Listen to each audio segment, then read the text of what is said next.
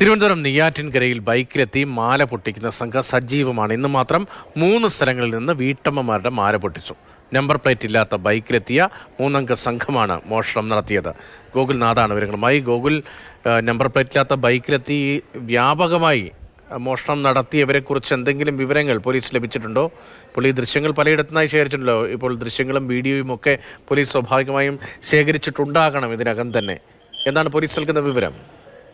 രതീഷ്, ഇന്ന് രാവിലെ മുതലാണ് ഇത്തരത്തിൽ നഗരത്തെ നടുക്കിക്കൊണ്ട് മാലമോഷണം നടക്കുന്നത്. നെയ്യാറ്റിൻകര താലൂക്കിൽ ഇന്ന് 3 സ്ഥലങ്ങളിൽ നിന്നാണ് ഒരംഗ സംഘം, അതായത് 3 പേരടങ്ങുന്ന സംഘം, നമ്പർ പ്ലേറ്റ് ഇല്ലാത്ത ബൈക്കിൽ മാലമോഷണം പതിവാക്കിയ സംഘം ഇത്തരത്തിൽ 3 വീട്ടമ്മമാരെ തടഞ്ഞു നിർത്തി മാല പൊട്ടിച്ചെടുക്കുന്ന സാഹചര്യം ഉണ്ടായത്.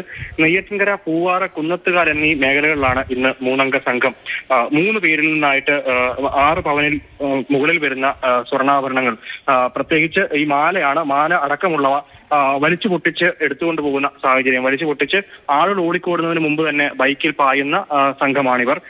നിലവിൽ ഈ പ്രദേശത്ത് നിന്ന് ഇതിനു മുൻപും ഇത്തരത്തിൽ സമാന സാഹചര്യത്തിൽ വീട്ടമ്മമാരെ തടഞ്ഞു നിർത്തി മാല പൊട്ടിക്കുന്ന സംഘമുണ്ടായിരുന്നു. അവരിൽപ്പെട്ട 2 പേരെ മുൻപ് അറസ്റ്റ് രേഖപ്പെടുത്തിയിട്ടുണ്ടായിരുന്നു. ഇവർ തന്നെയാണോ തുടങ്ങിയ കാര്യങ്ങളൊക്കെ തന്നെ നിലവിൽ പോലീസ് അന്വേഷിച്ചു വരികയാണ്. എന്തായാലും നെയ്യാറ്റിൻകര തവരവിളയിൽ സ്കൂട്ടറിൽ വരികയായിരുന്ന പ്രിയ എന്ന വീട്ടമ്മയുടെ 5 പവൻ തൂക്കമുള്ള മാലയാണ് പൊട്ടിച്ച് നിലവിൽ കടന്നിട്ടുള്ളത്. കുന്നത്തുകാല് കട്ടച്ചിൽവിള സ്വദേശിയായ വീട്ടമ്മ ബേബിയുടെ മാല പൊട്ടിക്കാൻ ശ്രമം നടത്തിയപ്പോൾ ഇവരെ പിടികൂടുന്ന ഒരു സാഹചര്യം ഉണ്ടായിരുന്നു. പക്ഷെ എന്നിരുന്നാൽ ഇവർ നമ്പർ പ്ലേറ്റ് ഇല്ലാത്ത വാഹനത്തിൽ കടന്നു കളയുന്ന ഒരു സാഹചര്യം ഉണ്ടായി. എന്തായാലും നിലവിൽ ഇവർക്ക് വേണ്ടി വല വിരിച്ചിട്ടുണ്ട് പോലീസ്. എന്തായാലും ഉടൻ തന്നെ ഇവരെ പിടികൂടാനാകുമെന്നുള്ള ഒരു സാഹചര്യമാണ് നിലവിലുള്ളത്.